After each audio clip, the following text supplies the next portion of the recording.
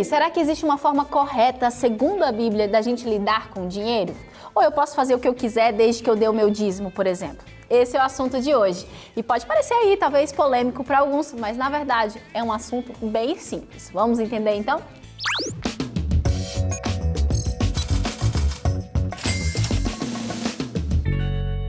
E aí, como que um cristão deve lidar com o dinheiro? O que você acha? Comenta aqui embaixo, eu quero saber como você acha que nós, como cristãos, devemos lidar com o dinheiro. Ser um exemplo para os outros, não ser, tem a ver. Como eu lido com o dinheiro, tem a ver com o meu relacionamento com Deus, não tem. Comenta aqui embaixo. Curte esse vídeo, se inscreve no canal se você não for inscrito ainda, tá certo? A conversa de hoje é uma conversa muito necessária pra gente que se considera cristão e muitas vezes acaba negligenciando esse assunto do dinheiro. Mas antes da gente começar, eu quero te oferecer o nosso guia aqui, a nossa revista Esperança, com o tema dessa vez, Educação Financeira à Luz da Bíblia.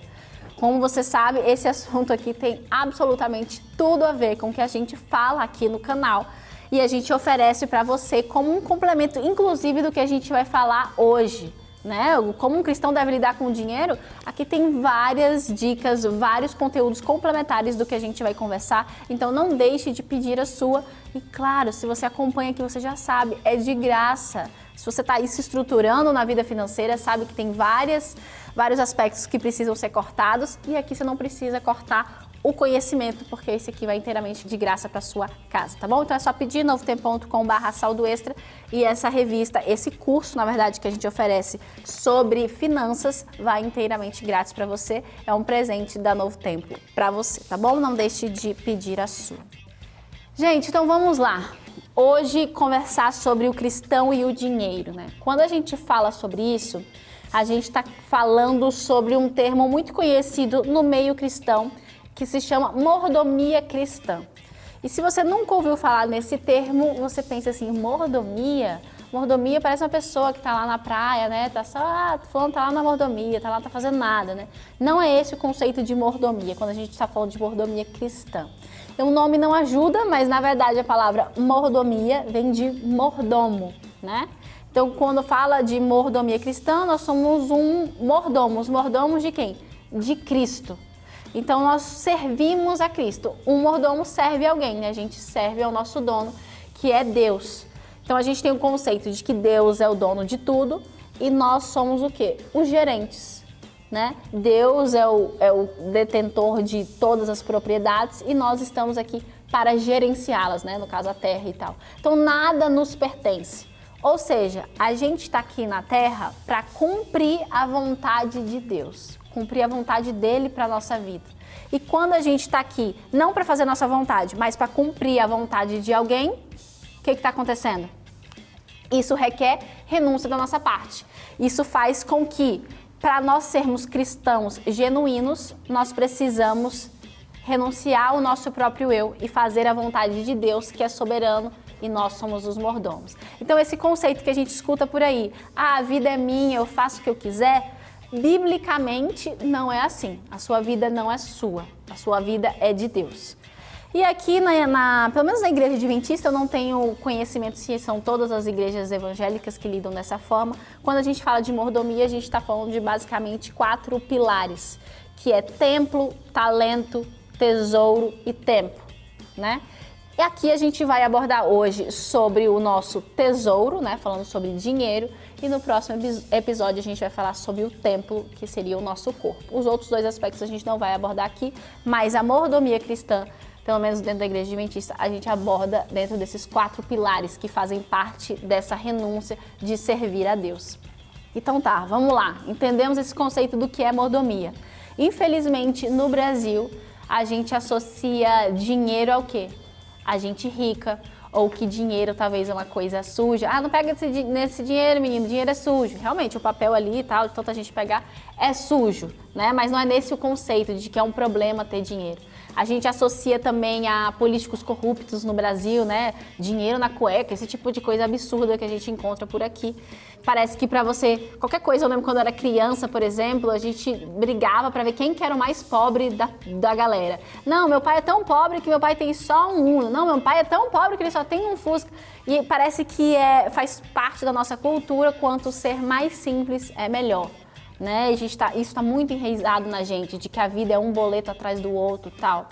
Só que é isso que a Bíblia traz pra gente? A Bíblia condena o dinheiro? Muito pelo contrário, nada disso. A Bíblia, na verdade, ensina a gente a manusear o dinheiro da forma correta. Grandes homens de Deus, homens de fé, que estão na galeria da fé lá de Hebreus 11, eles foram pessoas muito ricas. A gente teve aí Abraão, Jó, Salomão, pessoas extremamente ricas. Então a Bíblia, na verdade, encoraja o bom manejo dos nossos recursos, certo? É isso que a Bíblia quer nos ensinar. Mas infelizmente no Brasil a gente não tem essa educação financeira. Os pais, como não receberam, né, dos pais deles, não passam para os filhos. E se eu perguntar, geralmente quando eu vou em algum lugar e pergunto quem recebeu educação financeira em casa, a maioria diz que não. E infelizmente a gente aprende pelo exemplo, né? E se você não teve isso em casa, a gente se torna adultos que não têm essa base financeira, não entende a importância disso. Só que a gente precisa mudar isso. Por quê? Porque, primeiro, é o que Deus espera de nós através da Bíblia, é o que Deus espera de nós, que a gente saiba lidar com o dinheiro da melhor forma. Outro motivo, porque Deus quer que a gente seja bons exemplos para os outros. Sim, a gente precisa dar um bom testemunho. A gente tem a história de José, por exemplo, em que quando ele estava na casa de Potifar, a Bíblia diz que Potifar não sabia de nada além do que ele comia na hora, porque todo o resto era José que cuidava. Ou seja, ele deu um ótimo exemplo lá. E esse é isso que a gente deve fazer como cristãos. Mesmo se a gente não recebeu em casa, a Bíblia espera de nós um bom testemunho para as outras pessoas, para as pessoas que a gente conhece. Por que também que a gente precisa mudar esse nosso conceito sobre o dinheiro e entrar, né, mais no conceito de mordomia, para que a gente tenha uma vida familiar harmoniosa, não conflituosa. A gente sabe que uma das principais causas de divórcio no país hoje tem a ver com dinheiro. Então, a família, né, um dos planos centrais de Deus para a humanidade. Então, quando a família está em conflito por conta de dinheiro, isso não está certo. A gente precisa organizar bem as nossas finanças para a gente ter um lar harmonioso, um lar feliz.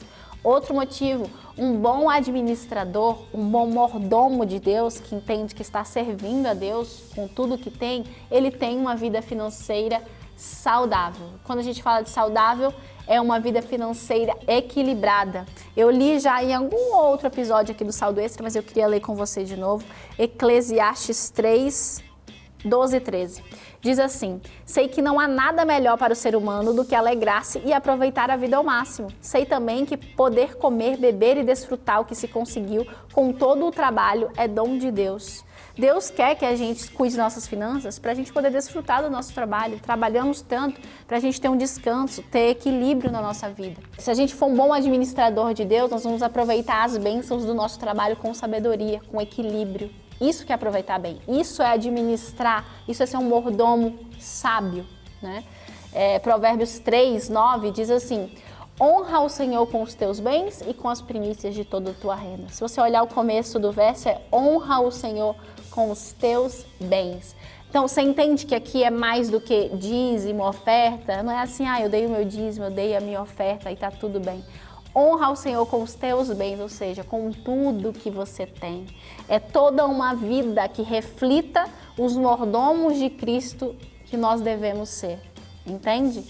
Mas aí o que acontece? A gente só honra a Deus com tudo que a gente tem, quando a gente entende esse conceito de mordomia, de que estamos aqui só para servir a Deus e não a nós mesmos. Nós só honramos a Deus com tudo que temos quando a gente já entregou a Ele o quê? Tudo que nós somos. Se aqui no coração a gente não se entregou para Deus, você acha que a gente vai entregar nosso dinheiro? Claro que não. Então a gente precisa ter uma vida organizada e que reflita as nossas prioridades. E isso faz parte da honra que é sermos administradores de Deus. O João 10, 10 diz, né? Eu vim para que tenhais vida e vida em abundância. Deus, Ele quer nos entregar tudo, Ele quer que toda a nossa vida, a financeira e todo mais, Ele reflita a Deus. Só que tantas vezes a gente se apega às migalhas, né? A gente fala assim, não, eu tô dando meu dízimo aqui, agora eu não preciso fazer mais nada, é tudo meu. Não é isso. Deus quer nos entregar tudo, vida em abundância. E às vezes a gente se apega tão pouco, né? Que Deus tenha misericórdia de nós, que Deus nos ajude a entender como de fato lidar com o dinheiro segundo a Bíblia, que não tem nada a ver com essa forma capitalista que às vezes a gente vive a nossa vida, tem a ver com entrega, com renúncia, com equilíbrio, com ordem, com organização. Que Deus nos ajude a lidar com esse assunto da melhor forma, pedindo a Deus sabedoria para gerir a nossa vida e nossa família para a honra e glória de Deus. Espero que esse vídeo tenha te ajudado e a gente se vê na semana que vem. Tchau!